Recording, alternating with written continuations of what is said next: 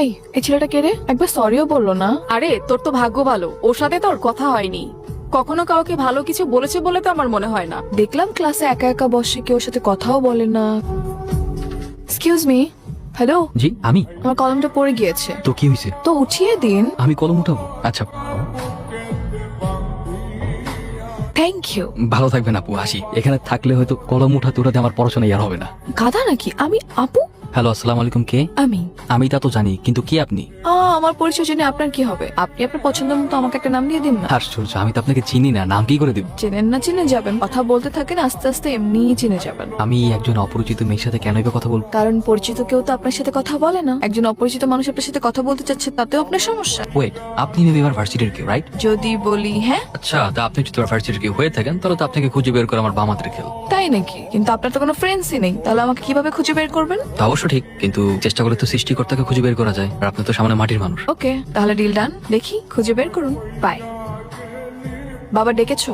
তুমি নাকি বডিগার্ডদের তোমার সাথে ভার্সিটিতে যেতে নিষেধ করেছো? হ্যাঁ। কারণ বাবা, তোমার এসে বডিগার্ডদের জন্য আমার কোনো ফ্রেন্ড আমার সাথে মেশে না, আমার কাছে এসে কথা বলার সাহস পায় না। একটা মানুষ একা একা কতক্ষণ থাকতে পারে তুমি বলো তো? অনেক তো হয়েছে বাবা, অনেক হয়েছে। আমাকে এই চাপ দেওয়ালের মধ্যে অনেক বন্দি করে রেখে আমি তো বড় হয়েছি, এবার একা ছাড়ো। আমার মেয়ের লাইফ যাতে রিস্কে না পড়ে, এই জন্য বডিগার্ড রেখেছি। আর বডিগার্ড রাখাটা আমাদের পারিবারিক রীতি। কাল থেকে তুমি বডিগার্ড নিয়ে ভার্সিটিতে যাবে, এটা আমাদের পারিবারিক রীতি। আর তোমাকে বলে দিচ্ছি, তুমি যদি আমাকে পাঠাও ওদেরকে আমার সাথে, তাহলে কিন্তু ভার্সিটিতে জব অফ করে দিব, নিজেকে চার দেওয়ালের মধ্যে বন্দি করে ফেলবো।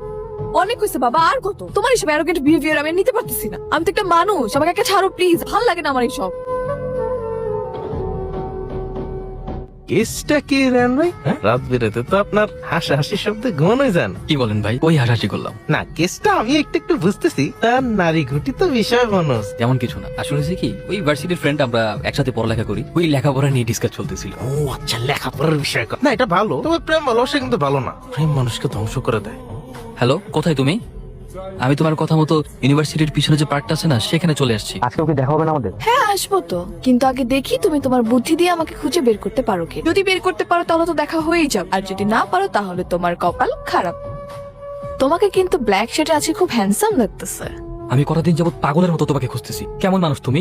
একবারের জন্য সামনে আসতেছো না? শুধু শুধু ভয়েস শুনে কি তোমাকে ট্রিট করতে পারবো নাকি? এই এত আকুল হয়ে গেছো কেন আমাকে দেখার জন্য? হ্যাঁ, যখন সামনে থাকি তখন একটু পাত্তাও দাও না, ঘুরেও তাকাও না। এখন তো কি? হ্যাঁ, আমি যদি সত্যি সত্যি তোমাকে চিনতাম, তাহলে তোমার উপর থেকে আমার চোখ কখনোই সরাতাম না। তোর এই অপমান আমি কোনোভাবে নিতে পারতেছি না, বুঝছস? তুই মাই খেয়ে ফিরে আসছিস। আমি হলে কি করতাম জানিস? বাদ দে, তোর এই নিয়ে আমাকে একটা রিভেন্স নেওয়া লাগবে।